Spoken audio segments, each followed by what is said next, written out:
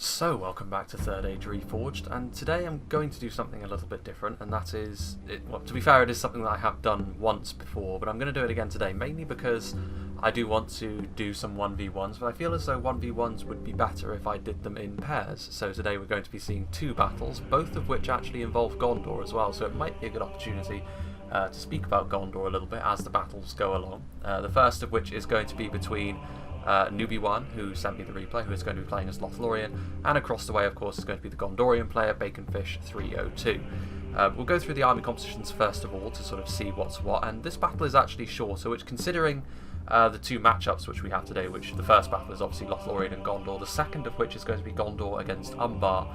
The first one is going to be significantly shorter, and that does make a good deal of sense because the elves, of course, have got a lot less men in their roster, and things will be settled more quickly. We'll have a look at Newbie1's roster first of all, and he has invested quite a lot in his archers, as you might expect from the elves, but potentially against Gondor this could be a bit of a mistake, depending on what sort of composition Gondor have brought. He's got two units of Lothlorien archers, 1 and 2, both of which have got their stakes deployed in front of them, both of which, of course, as heavy elven archers are known for, are particularly good in melee as well as at range, so that means basic infantry if they engage with the Lothlorien archers. Probably not going to have too good a time, but obviously one thing that will be a bit of a drawback for these guys is, like most elven units, they don't have as much men in the unit, so that could be a bit of a problem for them. But right in the middle of the line we do have the Gondorian nobles, which are potentially the best all-around unit that Lothlorien can bring. I'm a big fan of them. They've got that incandescent golden armour. But they are, of course, multiple HP, very, very good at range, and very, very good in melee. And unlike the Sindar archers, they do have slightly more men in the unit, which in my opinion means I would be very tempted to bring the Gondorian nobles more often than the Sindar archers, although you do often see both units brought in this sort of situation. Although I think Newbie1 has only opted for the Gondorian nobles, but he has got a very strong skirmish line, even if it is somewhat limited. We'll see what Gondor have done to answer that in just a moment. We've got couple of units, well, yeah, 2 units here of Lothlorien spears, which obviously heavy elven spears do tend to be strong. They are very good from the front, and obviously the elven skill, as well as the sort of heightened stats from them being more elite spears, means they do get around the spear malice a little bit more, so basic human infantry units probably won't do so well against Lothlorien spears, but they do still carry that spear malice, and that is worth saying. And obviously, like every elven unit, they don't have too many men in the unit. We do have some Lothlorien blades as well, though, and some Lothlorien axes, both of which are the line infantry units that Lothlorien can bring in great numbers. So obviously the Lothlorien blades are a little bit less attack-minded, but they are stronger. They've got a little bit more skill, so they will stay alive in a melee for a little bit longer than the Lothlorien axes. But the Lothlorien axes are a little bit more attack-focused. They are not AP, as one-handed axes used to be, but they are still nonetheless a very strong unit, and Gondor will struggle to beat them one-to-one with their units, but one-to-one is not a problem that you often have to subject yourself to if you're facing the elves. 2 units of Maethir Ilas-Galan, a unit that they share with the Woodland Realm, of course. They are spear javelin hybrids. One of the better tools that Lothlorien have for zoning out cavalry from their infantry, arguably the only tool with how stretched your infantry can be, so you can often expect to see the Maethir Ilas-Galan when you're facing Lothlorien. 2 units of Lothlorien warriors as well. These guys are AP, and Lothlorien in general do tend to have a little bit more damage in melee, and that is one of the main selling points as playing as Lothlorien, and the Lothlorien warriors are a big part of this because very few elven units can boast AP, and the Lothlorien warriors are one such unit, obviously with their 2-handed axes. Very, very useful against more heavily armoured factions like Gondor. And then we'll have a look out on the flanks over here. We can see that we do have a unit of Lothlorien Mounted Company. They are lancers, I believe. But obviously as elves their skill does somewhat mitigate the problems they may suffer in melee against other cavalry, provided it's sort of lower tier enemy cavalry. Obviously if you come up against a unit of high tier melee cavalry, the Lothlorien Mounted Company will still struggle, certainly from a cost efficiency standpoint, because they are very expensive. I believe they run you 1,000 florins each. You can bring more than one, and that is what Newbie1 has done, so he's gone for 2 units of them, potentially very useful. Gondor do have spear cavalry available to them, so we'll see if they've brought them, because that would be a good tool for keeping the Lothlorien Mounted Company sort of zoned out, locked down as it were. And then the Gondorian riders, which are horse archers. They are essentially mounted versions of the Gondorian nobles. Not the easiest unit to bring down in melee because of that elven skill, but still you do want to be using all their ammunition before you start committing them there. Arguably the strongest single horse archer in the game, as I've said before. There are other units that are multiple HP horse archers like the Chieftain's Vanguard, which we would have to consider for that as well. But now let's have a look at Gondor, and of course one thing that you can expect to see as the elves is a very wide deployment against you, which is what Baconfish has gone for here. So let's see what he's gone for. He's gone for some artillery as well, which could be a problem for the elves. It may force them into being aggressive, which against this wide of an army could be a problem. In fact, Baconfish has brought 3 units of artillery, which is very, very strange, I must say. It's a big committal in terms of forcing the enemy to you. You're going to need to rely on this artillery to get some good kills on the elves as well. But a ballista, a catapult, and a trebuchet. So we'll see if that pays off for Gondor. It's a very bold strategy, to say the least. And if that wasn't enough, he's got some Ramasek or Garrison archers here at the front. I've said before that they are arguably, well, to my mind, they are the best militia archer unit in the game because they've got a shield value, they've got decent armor values, and this means that in a skirmish fight they are particularly decent. They don't have the highest damage, but they don't need to, honestly. Very, very good at trading, one of the best tools that Gondor can bring in order to frustrate an enemy who has brought a lot of archers themselves. And he's got some Gondor archers in behind. A little bit more expensive. They do deal 5 damage instead of 4, like the Ramasek or Garrison archers. They don't have a shield value, but they are still pretty decent. They don't have that armour upgrades, to be fair, but even so, Gondor in general do have a slant to being a little bit more durability focused in a skirmish fight rather than damage focused, so kind of the opposite philosophy to the elves. Just in behind, we can see that he's got some Gondor spearmen. Obviously the spears, I would have been tempted to go for the infantry because the spear malice is really going to hurt them against the elven infantry, and the cavalry, the elven cavalry is unlikely to give the Gondorian spearmen the satisfaction of engaging them in melee. However, we also do have the Lothlorien Honour Guard, which are one of the finest spear units in the game. Obviously the Shielded Fountain Guard, very, very strong. Even the elves will think twice before going into melee with these guys. We'll see how well they can do though. I'm unsure whether the Gondorians will have invested enough in their infantry based on the fact they've got 3 artillery pieces. More Gondor spearmen, again, without the armour upgrade. Sacrifices have to be made when you bring 3 units of expensive artillery. Some civilians as well on both flanks, I believe. You can see 3 units of civilians. They will be butchered by the elves in melee. But even so, it's more numbers, potentially the ability to surround. Some Carandros marksmen as well. So Baconfish has clearly gone for having the ranged advantage. The elves will be forced to come forward with all of these archers and artillery pieces, but when they do come forward, Gondor don't have all that much to answer them in melee. We'll see how well this goes for them. Also, the Ramasek or Garrison cavalry are militia cav, so they are shock cavalry essentially. They will do decent damage off the charge, but if they get caught by the Lothlorien mounted company, they will get absolutely destroyed. Veterans of Osgiliath with, I believe this is only the first level of armour upgrade. But even so, they do have a shield value. They can double as decent line infantry as well. All around a pretty good unit. That's another unit of archers. I'm not sure whether the Gondorians have got the ability to kite like they probably want to. Wardens of Minas Ithil as well. So this is a huge archer investment, as well as some Ramasek or Garrison cavalry. Gondor spears are basically the only sort of solid infantry units they have. They've got some civilians, more Carandros marksmen as well. So without further ado, let's begin. Very unorthodox army this from Baconfish, I must say. He's definitely invested hugely in his ranged prowess, which could be good for him, but it could also be a big mistake.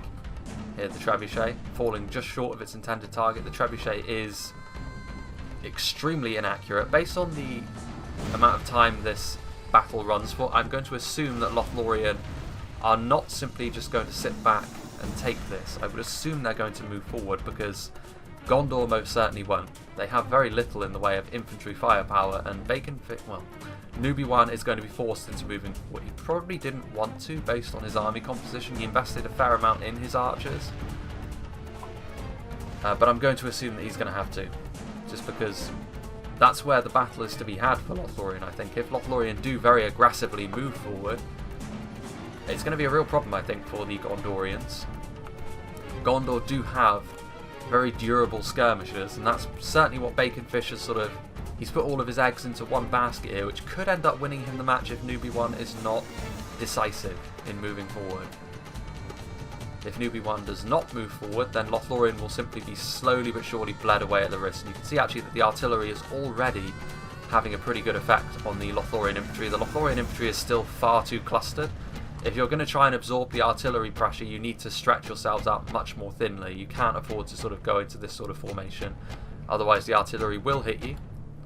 And the elves, of course, can afford far less in terms of losses than other factions. The Lothlorien Mounted Company pulling out wide with the Galathrun Riders. The Galathrun Riders are targeting, I think, the Ramasek or Garrison Cavalry, but again, Horse Archers, it's going to be difficult to get the best out of Horse Archers,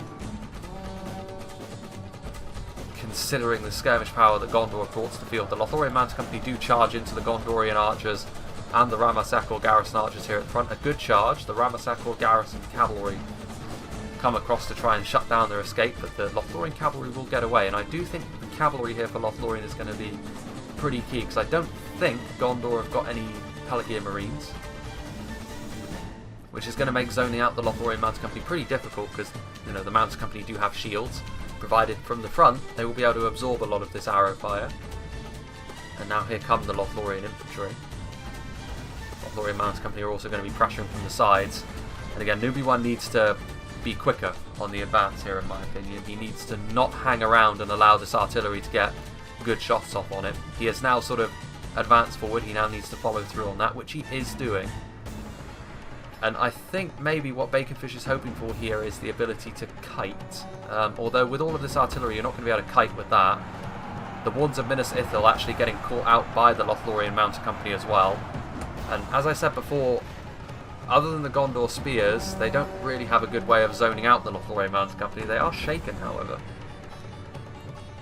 But even so, good charge there on the Wardens of Minas Ithil. Good amount of damage done there. This army looks scary from the Gondorians, but if Newbie 1 is bold and brave, he should be able to weather this storm.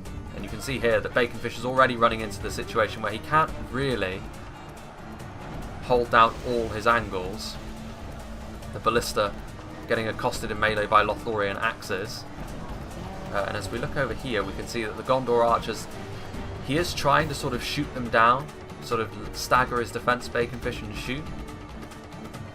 And you can see that the artillery is still doing a decent amount of damage, but the Gondorian spears are going to be absolutely no match for Lothlorien blades in melee. The Lothlorien warriors have also come forward. Maetha Ilaz Gallen getting ready as well. Their javelins will be a particularly welcome sight. Meanwhile, as we see over here, the Lothlorien Mounted Company getting a nice charge there onto the Caer Andros marksmen, which are an expensive unit, and to be fair, the Caer Andros marksmen are also good in melee. They're sort of lightweight human sword masters in melee. You can see here, Nimlothian Honor Guard, the one unit of genuine, sort of real quality in melee that Gondorian have brought. The Gondorians have brought, I should say. They're going up against Lothlorien spears, and they'll win that relatively easily, but the Maetha Ilaz Gallen are also over here, sort of peppering them down with archers. The Lothlorien archers are in the back, not actually committed forwards just yet.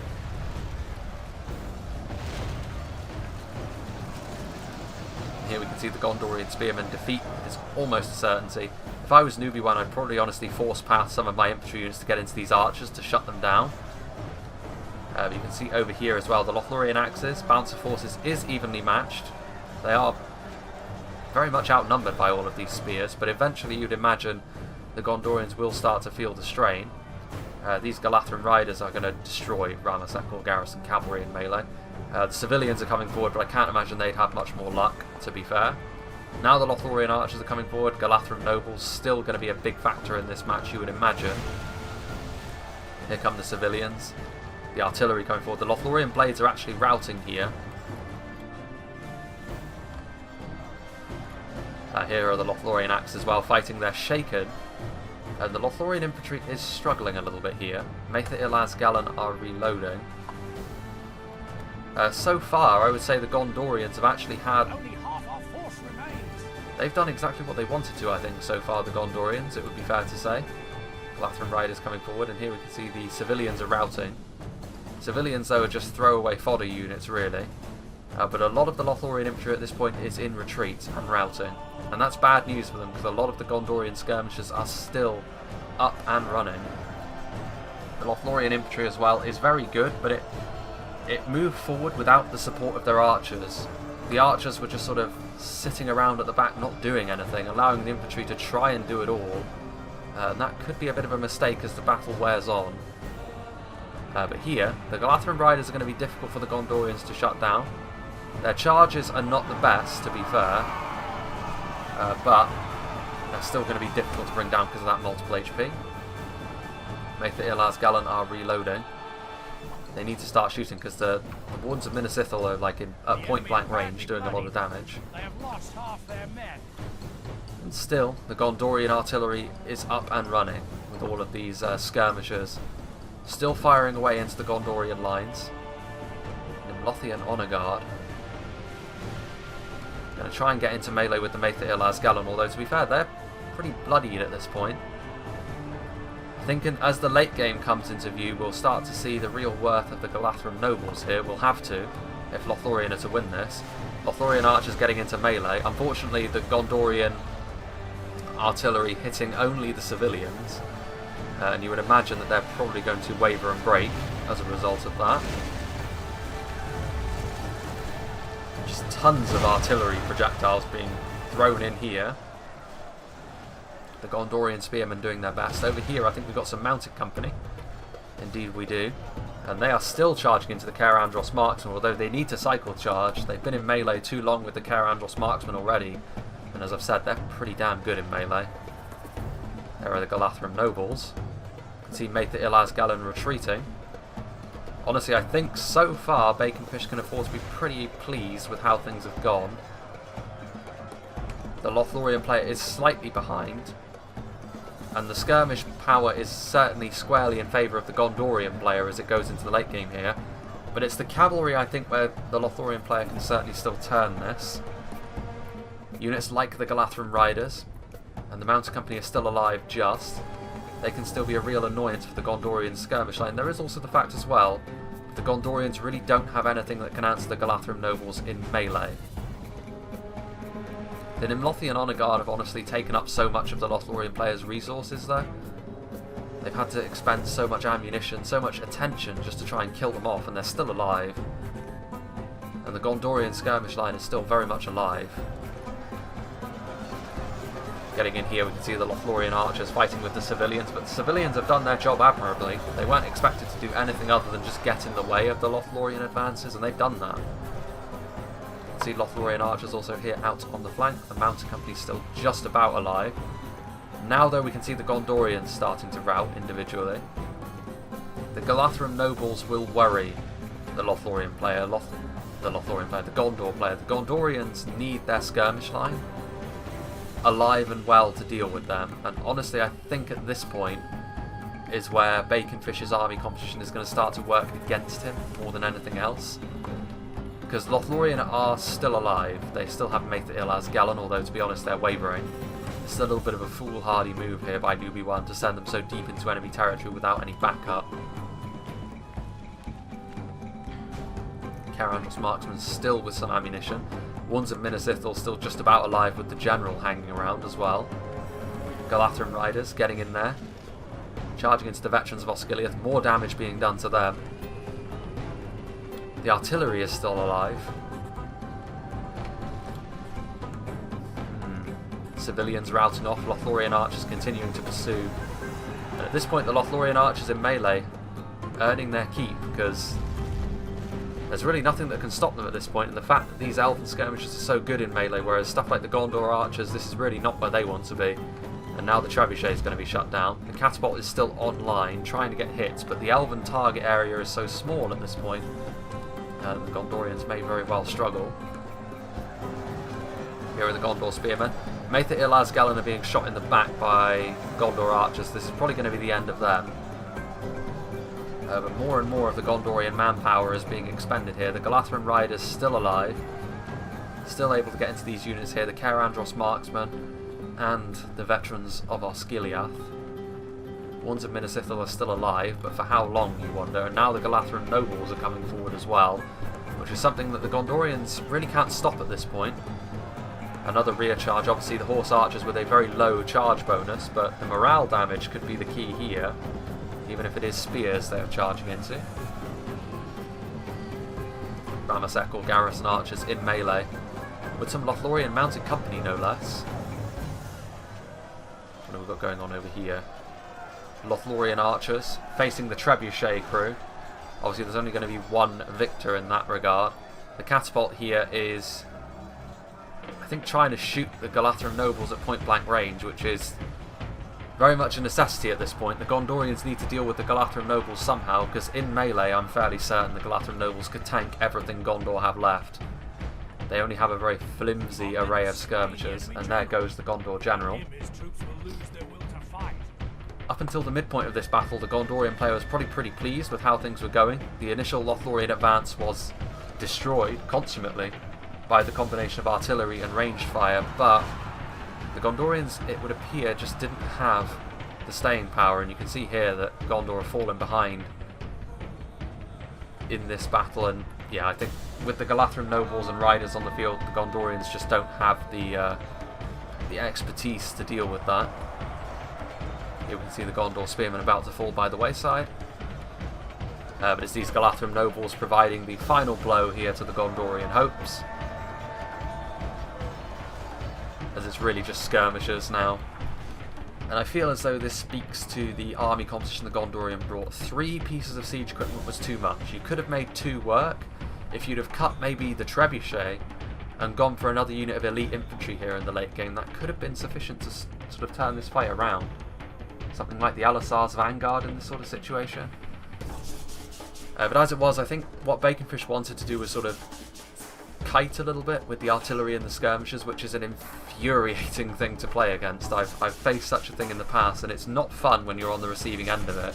So honestly, I'm kind of glad that it failed in this situation. But I think really he went too much in that direction. He invested too much in his skirmishers and artillery, and he didn't have enough infantry. I mean, Lothlorien had the power in melee, and Gondor had no answer to that really in the late game. They managed to throw off the first assault, but the second was too much for them. They only really had Gondorian spearmen. They had a unit of Nimlothian Honor Guard, yes, but Newbie 1 definitely made a point to focus them down, and ultimately Gondor losing. Gondor did try to play to their strengths in a way. At range, they can certainly use attrition in their favour, particularly against the elves, but in this case they went too far in that direction. It is a creative army, I suppose, from Newbie 1, but not from Newbie 1, sorry, from Baconfish 302. But ultimately it didn't work out in his favour this time around, and we can see that the elves, despite their lower numbers and despite their actual, disadvantage at range in this situation, they were able to pull it out just by their sheer skill in melee. The Gondorians had no answer to that. So very well played from Lothlorien in this case. Baconfish, really he was going to live and die on his army composition choice in this case, and unfortunately for him, Lothlorien just had too much in terms of melee and their cavalry, to be fair. The Ramasekor garrison cavalry was definitely not going to be a match for the Lothlorien mounted company. But with that in mind, we will move on to the second battle, which is going to be between Gondor and Umbar. So with this second battle, we will be seeing it from the Gondorian point of view, and this one was sent to me by Arsal Ali 009050, but again, just going to be calling him Arsal. And interestingly enough, we won't be able to see the vast majority of the Umbar army because they are in the trees over there. This map, of course, is more well known for being sort of a 3v3 map, I must say, sort of with the encampment behind here. But I would imagine that this is going to be, well, I know, based on the fact that this is more than twice the length of the previous one, that this is going to be a little bit more of a traditional fight that you would expect to see from Umbar and Gondor, and that's going to be because both of them have a focus around their skirmishers being quite survivable. Both of them have very different strengths, well, somewhat different strengths in melee, mind you. It looks as though Arsal has actually invested a little bit more into his skirmishers than would be traditional. If I was Gondor facing off against Umbar, I'd be very tempted to go heavily into the Ramasekor garrison archers and then invest more in my infantry and cavalry to sort of try and deal with the fact that Umbar may very well have Castamir's legion. But in this case, Arsal has gone for more skirmish heavy, it would seem. The Care Andros marksmen obviously strong, very strong, at range and in melee. As I said in the previous battle we saw in this very video, they are essentially light swordmasters in melee, and they can do a good job at that. So they're unlikely to be caught cold by some of Umbar's lower tier skirmishers at the very least. He's also got some veterans of Osgiliath, so he's definitely invested heavily in his skirmish line. Obviously they have a shield value as well. They're not half bad in melee, although less damage than the Carandros marksmen in melee, but even so, they don't have their armor upgrades either, so that's worth mentioning. Here we're going to see the Gondor infantry, the bread and butter of the Gondor army, the workhorses. They don't have their armor upgrades, but they are still better than the Corsair infantry, but it is worth saying that they are not as good as the Castamir's Legion. So you definitely need to bear that in mind. Better than the lower tier Umbar units, but significantly worse than the higher tier units. But still, unsurprising to see the Gondor infantry make up a significant portion of this army. Guards of Osgiliath, again, they won't be as numerous as potentially the Corsair pikemen or the Belagaya halberds, but they are still very, very good. 2 units of them. And then back here we can see, really I think the main thing Gondor have over Umbar, and that is the Fountain Guard. The Fountain Guard are going to be difficult for Umbar to deal with from the front, purely because even the Castamir's Legion and units like that are going to really struggle to deal with the AP phalanx that the Fountain Guard offer you. And even stuff like the Belagaya halberds are not going to have too good a time against them, particularly when you mix them into an army like this, because obviously the Fountain Guard then have numbers around them to deal with that. We've also got 2 units of Gondor Spearmen and actually a unit of Pelagian Marines out on the side. They were sorely lacking for Baconfish in the previous fight we just saw, but obviously some javelins will not go amiss in this sort of situation against a heavily armoured Umbar army. And then back here we've got some Wardens of the White Tower and some Elisar's Vanguard, so 2 of the higher tier Gondorian infantry units, obviously very, very strong. Attack and defence focused, both. And then we can see here the Gandalf's Retinue Bodyguard is going to be the General's Bodyguard. You can see the General's model here and Gandalf's model there. Obviously multiple HP Lancers, very tough multiple HP Lancers though, very high armour values, good charge, but it is worth saying of course they do not have a bonus against cavalry in melee. And then we have some Pinneth Galen cavalry out on either side as well. They are Lancers as well. Decent skill values on them, but they're still not ideal for putting into melee with other cavalry. You really want the Gondor cavalry for that, the Spear Cav. We can only actually see one of Umbar's units so far, and unsurprisingly Ar-Pharazôn is once again going to be riding with his knights. The Warlords is something which Gondor are going to struggle with on horseback. Gondor have always traditionally struggled a little bit in horse-to-horse combat, but we shall see how this goes. Let's begin. I might make a little cut actually here while the armies sort of make up their minds of what they want to do. So as the fire arrows begin flying, we can see that the Gondorians have advanced into range of the Umbar forces, and we can actually see that it is just Corsair archers over here. That's obviously going for the cheaper archers. Normally, in a battle of cheap archers, I would give the edge to Gondor if they had brought their Ramasek or Garrison archers. They would, with their shields and their increased armour values, even though the Corsair archers, there are significantly more of them. But this to me says that Umbar have almost certainly got some Castamir's Legion hidden back here. We've actually got some Belagaya archers as well. Definitely the equivalent to the Gondorian archers, although they do have those little bucklers, which can prove to be a real boon to them. The Pinneth Galen cavalry are coming forward, but if Arsal is going to do that, he needs to commit to that charge rather than just sort of allowing them to soak up that fire, unless that's intentional, to allow his archers to receive less of this firepower. Here comes the cavalry, however. They do have a shield value from the front, although this is a lot of projectiles they're having to take. They will connect, however, only taking a couple of losses. A good charge that, taking out several of the Corsair archers, and based on how much Gondor have invested in their skirmish line, they do kind of need to win the skirmish battle. There are some crossbow Corsairs in behind there, however, and they will certainly take their pound of flesh from the Pinneth Galen cavalry, although they are still eager for more charges. They do take another one. And actually over here we can see that the Corsair archers that advanced out of the tree line a little bit more are also going to take a charge from the other unit of Gondorian Lancers.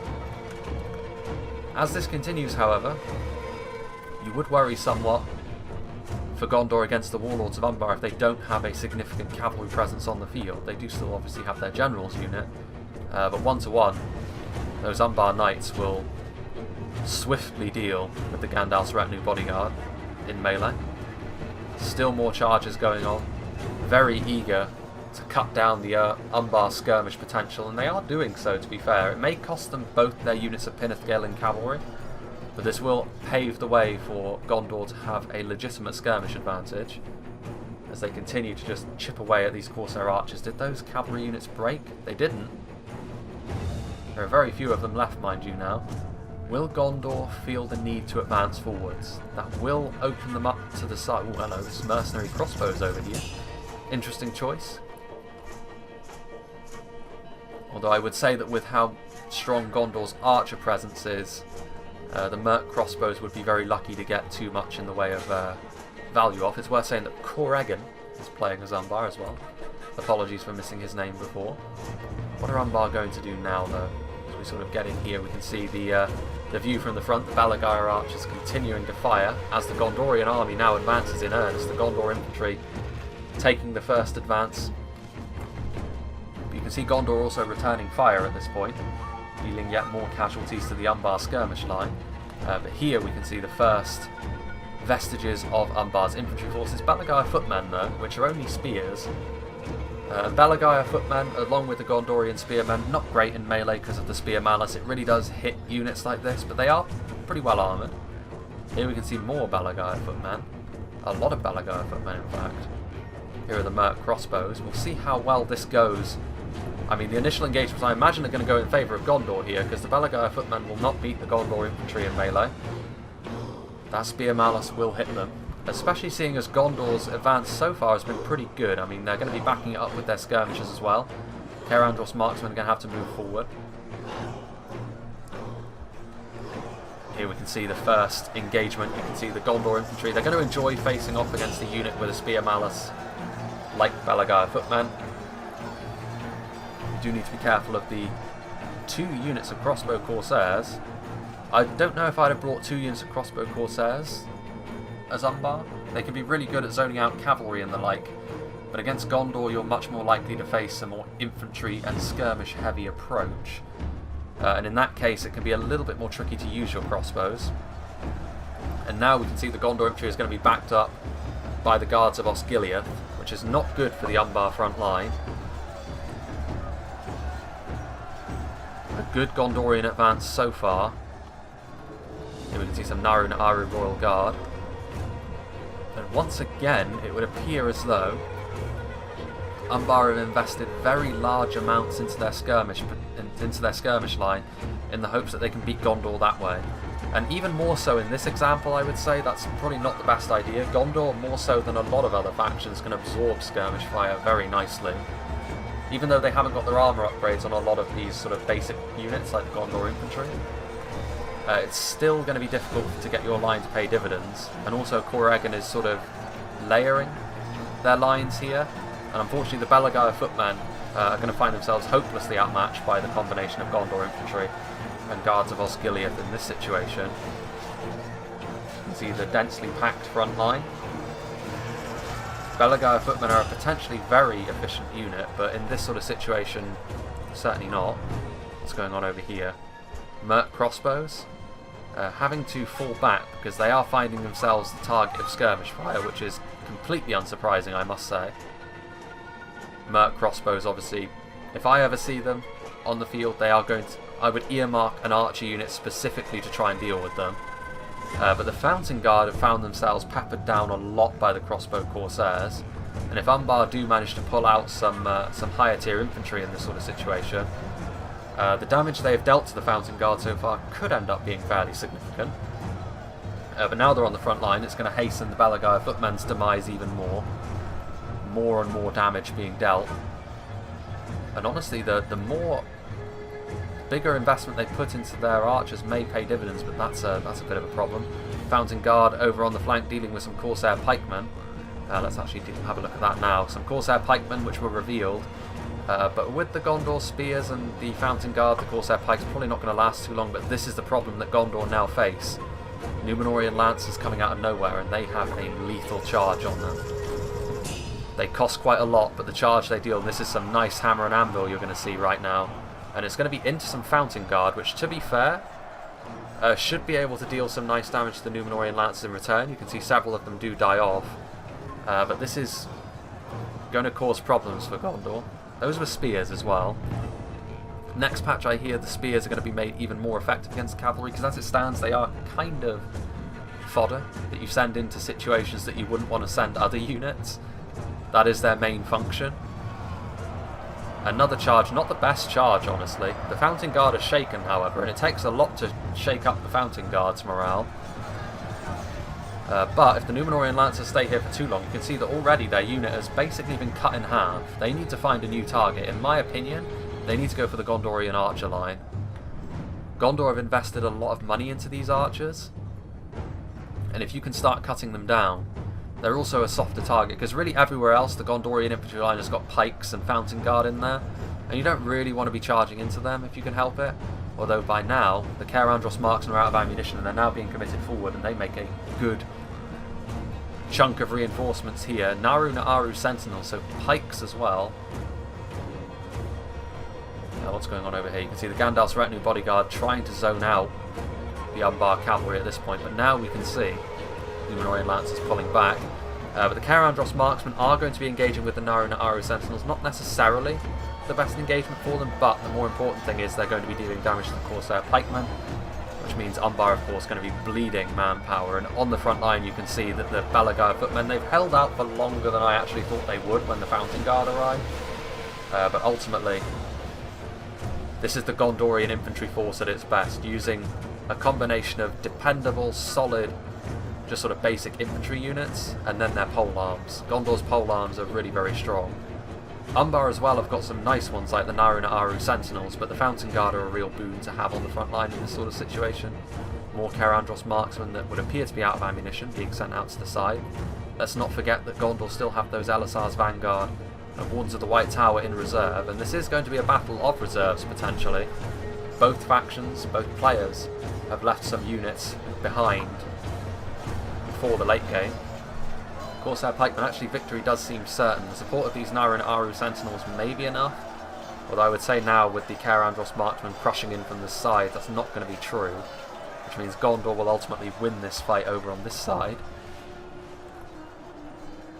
And now we can see that the problem Umbar are going to have is I don't think they're going to have the ability to cover all their skirmishes, very much like Gondor in the last battle against Lothlorien. Now that their front line has fallen, going pike to pike here would be an interesting one. The Naru Naaru sentinels are a better unit than the guards of Osgiliath, but it will still tie up these Naru Naaru sentinels for a long time. Pike to pike engagements take a while to resolve themselves. Here come Corsair pikemen. You can see what Umbar are trying to do, very similar to Baconfish actually in the last battle. They put their pikes in behind. Pinnithgalen cavalry swinging way out behind the enemy lines at this point. Right, what are the warlords going to do? The warlords of Umbar are still a big factor here. Knights can be so devastating if they get the right charge off. And they're going to get a charge off into these Gondor infantrymen. And that should be enough to send them packing. Knights, obviously the kings of the open battlefield, and the warlords of Umbar can certainly boast that title in this particular engagement. They need to be careful though, because if they don't get out of there, the Fountain Guard and the guards of Osgiliath will very quickly deal with them. That is going to be a unit of Gondor infantry gone from the field. Meanwhile, back here we can see that the Gondorian cavalry is also engaging Númenórean Lancers. Gandalf's retinue bodyguard, but they need to be careful because the Naru Naaru Royal Guard are spears in melee, and they won't go down after a single charge because of their multiple HP, so definitely something you want to be on the lookout for. There is a unit of Casimir's Legion. Usually you see more than just one single unit of them.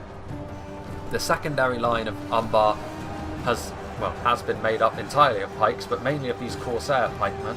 Time will tell whether Gondor have the staying power.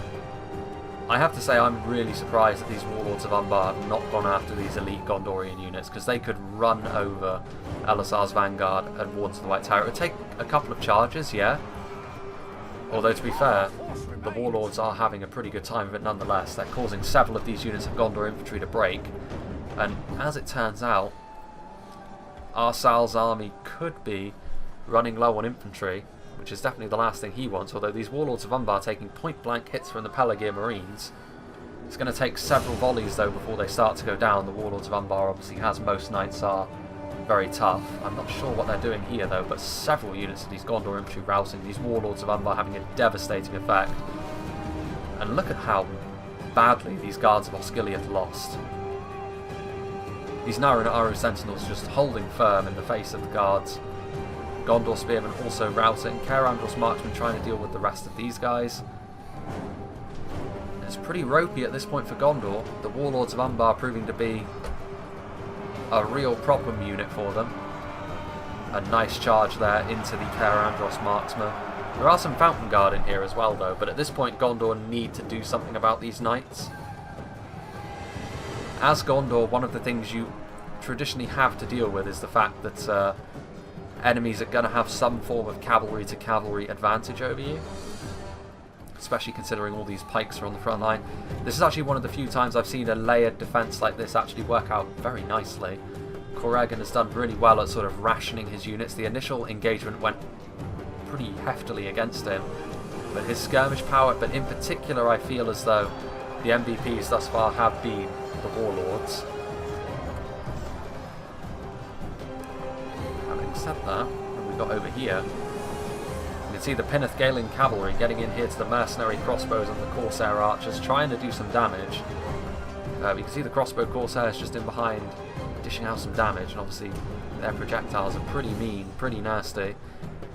Veterans of Osgiliath getting into melee against the Casimir's Legion. Veterans of Osgiliath make pretty decent line infantry units, honestly. But I will say that they're going to be no match for the Casimir's Legion. We do have returning units at this point, however. Elisar's Vanguard also getting ready to engage. Here we can see the Wardens of the White Tower, which this is one situation in which the Casimir's Legion do not find themselves to be the superior sword and board unit. Wardens of the White Tower, one of the finest in the game. And they're needed sorely on the front line. I mean, Gondor at this point, they would probably be right to be fairly worried. I mean, Umbar still have a lot of pikes, they still have the ability to form up a nice front line, and the Warlords are still at large. They are starting to take casualties as time goes on, but the charges they've got so far have been so devastating. Having said that, we still have more than 10,000 frames left to go in this battle. Castimir's Legion actually having to deal with both the Veterans of Osgiliath and the Elisar's Vanguard at this point, so this will turn this fight in Gondor's favour.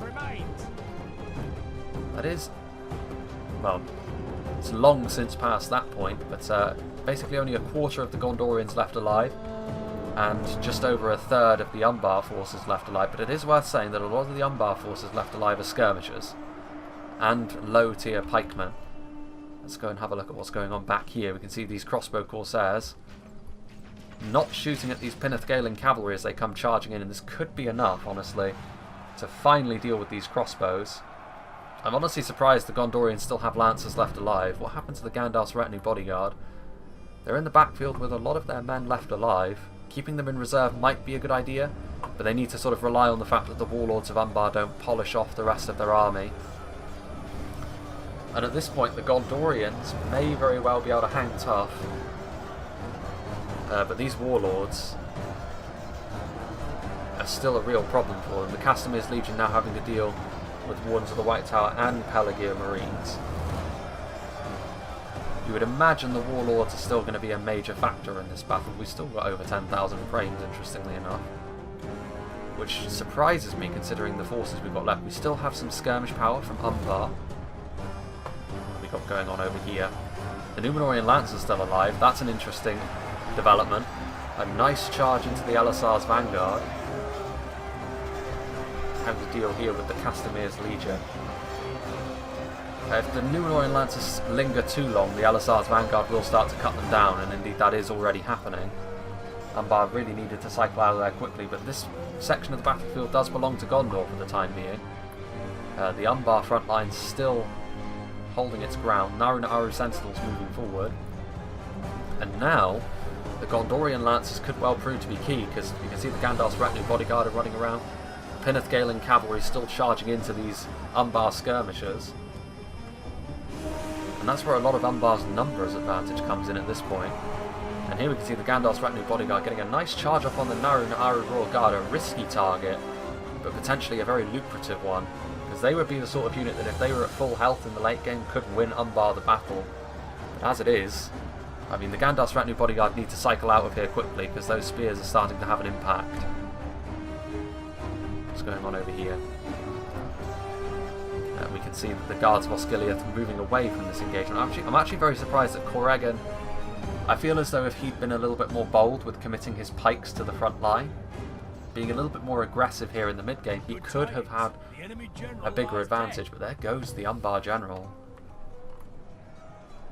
Where was that? Over here? A very interesting engagement. The Warlords of Umbar actually finally being finished off by some Pineth-Gaeling cavalry. I imagine there was some other factors involved in that, like maybe they charge into the Guards of Osgiliath, because I can't imagine that they would have fallen by the wayside to Lancers if that hadn't been the case. I think at this point Umbar is sort of going into siege mode, and what they're going to try and do is sort of bulk up with their pikes and make it so it's really difficult for Gondor to use their cavalry. For the time being though, Gondor's still picking away at what units they can. Pineth-Gaeling cavalry actually routing now, but they've done a lot of damage over the course of this battle, despite having a pretty rough opener, having to charge into all those archers. Gandalf retinue bodyguard charging from one side, Númenorian lancers from the other. Although this is definitely something that the Gondorians will prefer, because the Númenorian lancers charge right into Guards of Osgiliath, which is not going to be pretty for them at all. Elisar's vanguard still in good shape. Guards of Osgiliath a little bit battered and bruised, but still alive. In terms of sheer infantry quality, with the Wardens of the White Tower and the Elisar's vanguard, Umbar would be right to be a little bit worried at this point. Balagire archers taking a charge there. At this point, if Gondor can get more charges off, just rob Umbar of these numbers that they've got on foot, you would imagine that's going to be trouble for them. Umbar, however, do still have the Narun Aru Sentinels, which, provided it's from the front, that's going to be a difficult target to take down. We might be seeing a bit of a noob triangle form here, with pikes guarding each side.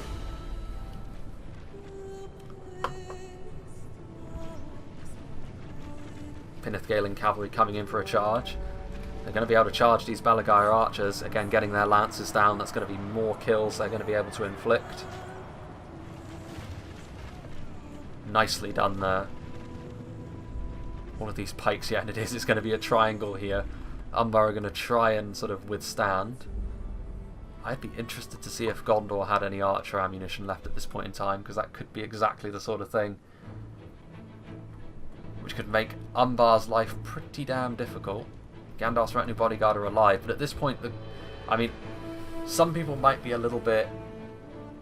I can imagine that comments won't be too complimentary of this sort of tactic, but honestly, you know, this is the best thing that Umbar can do at this point, mainly because it robs Gondor's use of their cavalry. If the cavalry charges into these pikes, they'll die almost immediately, and it also gives them the best way to sort of bank up against the Gondorian infantry, because the Elisar's vanguard in particular, but also the Wardens of the White Tower, going to be very, very difficult to deal with in a quote-unquote fair fight.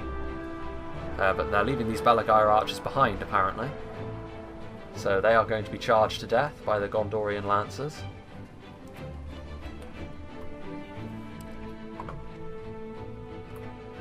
Those Merc crossbows are still alive, amazingly. Only 4 of them, but still. Every little helps at this stage of the battle.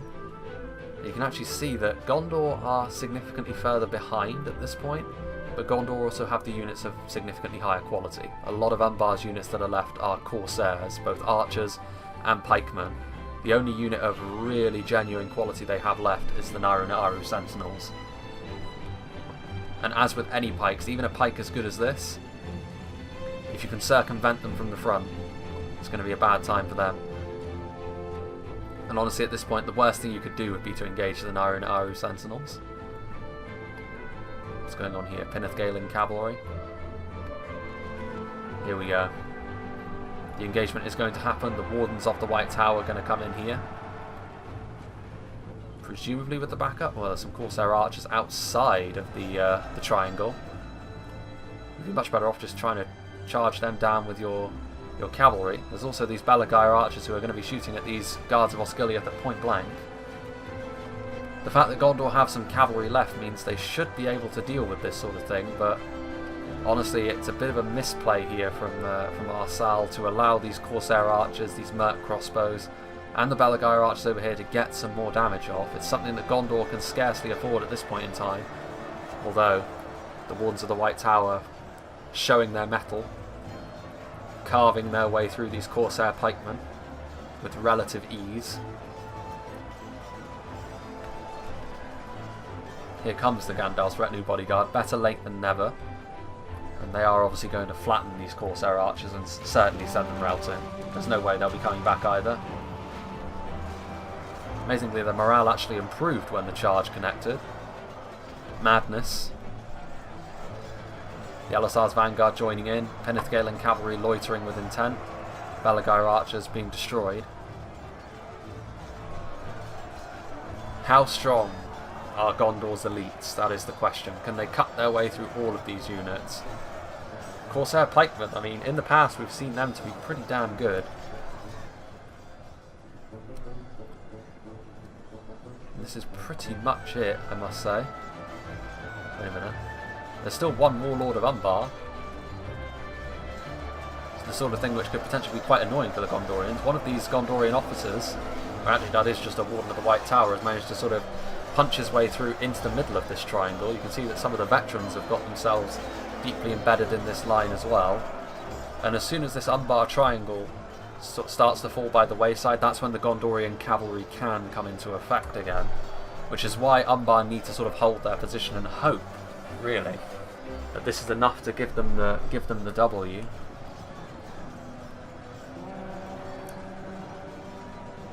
That's the Gandalf's retinue bodyguard hunting down what's left of the Merc crossbows, dealing with them nicely.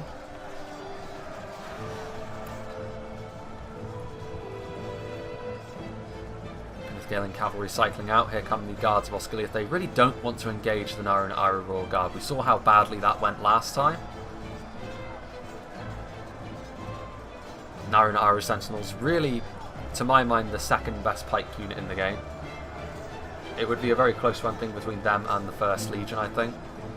Obviously the Karas Galadhon Guardians cheat a little bit with their multiple HP. Now that's a very bold move. Able to inflict a couple more casualties on the Corsair pikemen, but this retinue bodyguard needs to get the hell out of here very, very quickly. Charging into pikes is... Again, it doesn't work quite so well as it does in the movies, in the game. What's going on here? Well, this could be a big misplay, actually, from Umbar. If the Gondorian cavalry is on point, they could quickly charge down these Balaguer archers and kill them. But as it stands... I mean, here comes the Penithgalen cavalry. The guards of Osgiliath actually routed by the Balaguer archers. Are they going to escape? They are not. So some of them are going to die. It could have been worse for Umbar, to be fair. Only a few of them actually ended up dying.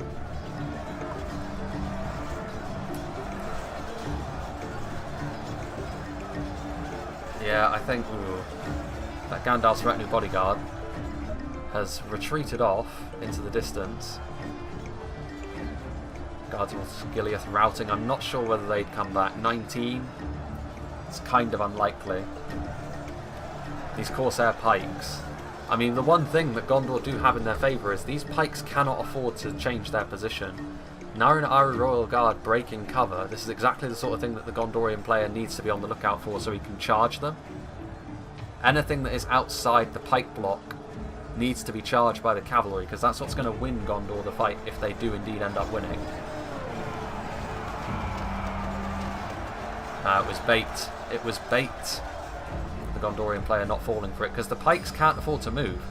If they do, then it's just going to be hammer and anvil for days. But the problem is that one side of Corsair pikemen has crumbled, and now the skirmishers in the middle, the soft and squishy skirmishers in the middle, are just being destroyed by Wardens of the White Tower, Elisar's Vanguard, and Veterans of Osgiliath. The Naru and Iru Royal Guard still do have ammunition, but at this point the Umbar triangle has folded, and they are going to try and engage Gondor from the front. At this point now, the Gondorian cavalry needs to do two things. It needs to deal with this Naru and Iru Royal Guard, because it still has ammo, and that's exactly the sort of thing which could win Umbar the fight. And Hammer and Anvil, even though these are pikes, Hammer and Anvil charges are still going to be useful. Our army is tiring. Both of those charges there coming in, dealing more damage to the Umbar infantry. They need to cycle out quickly so they're not butchered by the pikes, but this is very, very close indeed. The Wardens of the White Tower and the Elisar's Vanguard really fighting off vastly superior numbers. The cavalry is going to have to do damage here in order for Gondor to win this, I would say, because the pikes are going to be a problem. There is the Gandalf's retinue bodyguard. The Naru Royal Guard are probably the softest target here. They're still spears, but they're not pikes. And indeed, here comes the Pinnith Gaeling cavalry. It's a bit of a tame charge when all is said and done. That one warlord finally skewered and destroyed. The Naru Royal Guard taking more damage. But honestly, the Naru units might be the sort of thing which can sort of see this fight out for Umbar. They're having to really hope that their pikes are enough to give them the win, but the problem that Umbar have at this point, they need all of their pikes to engage the Gondorian infantry, but if they do that, they're going to be hammer and anvil charged by Gondor's lancers, and that to me suggests that Gondor may very well have the staying power to win this fight. There is the Gandalf retinue bodyguard. They're just trying to finish off these Naru Royal Guard at this point with their lancers. Pinnith Gaeling cavalry, might honestly, that was not a great result for them. They charged right into the middle of them and got surrounded, but you would imagine this is going to be the end of the Naru Royal Guard eventually, with this consistent charging. And if they can kill off enough of the cavalry, that could be enough to tilt things back in favour of all of these Umbar pikemen. That there is the Gondorian general, I believe. Right? No, that is just an Elisar's Vanguard unit. Yeah, the Gondorian general was in the retinue bodyguard, wasn't he? And again, these Gondorian units are starting to run out of steam, you think. This cavalry needs to do something, and it needs to do something drastic. A side charge in there, killing off a couple of the Naru sentinels, but they need something a little bit more substantial. Still a lot of these sort of just basic fodder units. That could be a pretty nasty charge, honestly, into all of these Corsairs. Only a few of the pikemen dying, though, which is unfortunate. Probably the archers took the brunt of that, which Gondor weren't particularly scared of in the first place. What a fight this has been. Between two factions with quite similar philosophies. At this point, we will truly learn how strong Gondor's elite infantry is. The Gondorian cavalry trying to kill off this sort of section of Corsair archers which is poking out. Somewhat succeeding. What is this guy? Must be an Umbar officer. I don't think I've ever seen that model before. Must not have been paying much attention. He looks like a blackguard almost. That is the Gondorian general. Yeah. The Gondorian general got stuck. And that's not good for Gondor. To be fair, they're not likely to receive a chain rout now of all times. Most of the units that they've got left are the sort of units which aren't going to rout unless they're hideously outnumbered. Although it is starting to get to that point, honestly. The Elisar's Vanguard are doing their best. At this point, the Gondorian player is doing exactly the right thing. He's trying to sort of make it so the Naru sentinels cannot just engage from the front. Oof, this Gondorian infantry. Gondor still have some cav left. It's not a huge amount of cav anymore, but it is still the sort of thing which, if the charge is right, could make all the difference. Particularly on the Corsairs. The Corsairs' morale could start to... I mean, the announcer's still feeling pretty confident. I mean, it is extremely close, and you can actually see now some Umbar units starting to break off. Belagair archers losing their stomach for the fight. The Elisar's Vanguard and the Wardens of the White Tower have been very, very impressive in the closing stages of this fight. Now, this is, I think, more desperation than anything from Gondor, trying to do something, trying to make Umbar sweat a little bit more, but they did ultimately charge directly into a pipeline that was in formation, which very rarely is going to go well. The sounds of battle continue. The pikes sort of pushing further in. Naru sentinels starting to take damage from the Gondorian pressure. Yeah, and at this point, really, the two pike units are all they have left, which means they have to engage both the Gondorian infantry units, which is going to open the door for this cavalry to start picking away at them. Wardens of the White Tower getting away from the frontal engagement. This is now very much the closing stages of this fight, and technically speaking, the Gondorians are still losing by a single percentage point.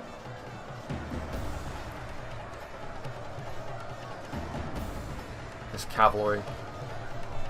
One charge, one telling charge might be all it takes to give Gondor the win here. Ooh. Something fell on the floor. Gandalf's retinue bodyguard. Pinithgaling cavalry coming in. They've got a decent opportunity to charge into the Corsair archers here, cause a break, rob Umbar of more of their manpower. Oh, and they backed off. They backed off. No. What are you doing? You can make them break, these archers. They're ripe for breaking. You need to do it, otherwise eventually you're going to run out of infantry power to deal with these Naru Naaru sentinels. Here comes the Gandalf's retinue bodyguard charging boldly into the middle of all of this. Managing to kill off a few more of the pikes. It's costing them dearly every time they do this though. The Elisar's vanguard, only 14 of them remaining. The Wardens of the White Tower, only 9 of them remaining. 26 Naru Naaru pikemen.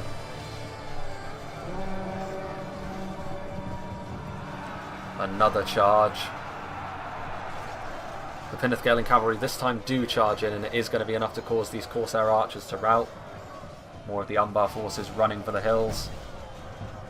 Only 16 Naru Naaru sentinels left, and at this point the elite Umbar pike unit is being attacked from both sides by the Gondor infantry units, and that might be the straw that breaks the camel's back.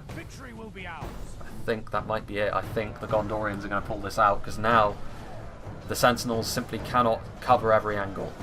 They're being attacked from both sides by infantry. They can be charged even more by the cavalry, which at this point every unit model is going to count. I can't imagine the Corsair pikemen are going to stick around to fight side by side with them for that much longer either. And there is the fact, of course, that pikes don't do that much damage, whereas stuff like the Elisar's vanguard is going to do significant damage. This was a very impressive fight, I must say. One of the best 1v1s I've seen for some time. In terms of how close it was, how back and forth it was. Certainly Gondor initially, despite taking some losses on the cavalry, had a very nice early engagement against the Belagaya footmen. Corrigan, however, and Umbar came back in the mid-game in a big way. Those pikes, the Naru Naaru sentinels in particular, were arguably the single most impressive unit on the field, with how much work they've done throughout the entirety of the battle. The warlords doing very well as well. But ultimately, the Gondorian infantry power, as well as their lancers, was enough to just about see them over the line. Very well played to both players though. There's very little I can criticise here.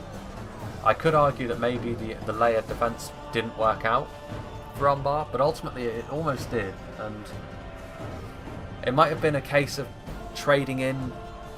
Maybe you didn't need 3 crossbow units, maybe you could have traded in the mounted crossbows for another unit of infantry. Because again, if you had a way of maybe getting another unit of Castamir's Legion in here, Umbar would have probably won this battle, but as it was, Gondor just about able to see themselves over the line. Umbar, of course, had far more men deployed as well. Gondor going for very much the quality approach, Umbar for the quantity. Obviously a lot of Corsairs, both archers and pikes on the field, and crossbows. But the Gandalf's retinue bodyguard doing well, the Elisar's vanguard and the Wardens of the White Tower, however. Pinithgaling cavalry getting 334 kills, that's the single most that the Gondorian unit did, so definitely the elite Gondorian infantry and the Gondorian lancers proving to be what won them the battle ultimately. But even units like the Gondor infantry here doing very well against those Belagaya footmen on the front line. And as I said, for Umbar, those Naru Naaru sentinels and the warlords of Umbar, even the Corsair pikemen doing very, very well, but ultimately just not enough for them in the end. Gondor just had the quality to see themselves over the line. So yeah, I hope you enjoyed both of these battles. A loss and a win for Gondor. They were definitely the focus of this video. So do let me know what you think. I rather like Gondor now that they do have some options to deal with enemy cavalry, even though the warlords were so impressive in this battle.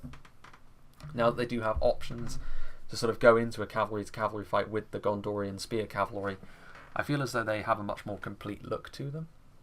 Again, as 0.97 gets closer as well, when spearmen are made better and infantry builds across the board get made a little bit better.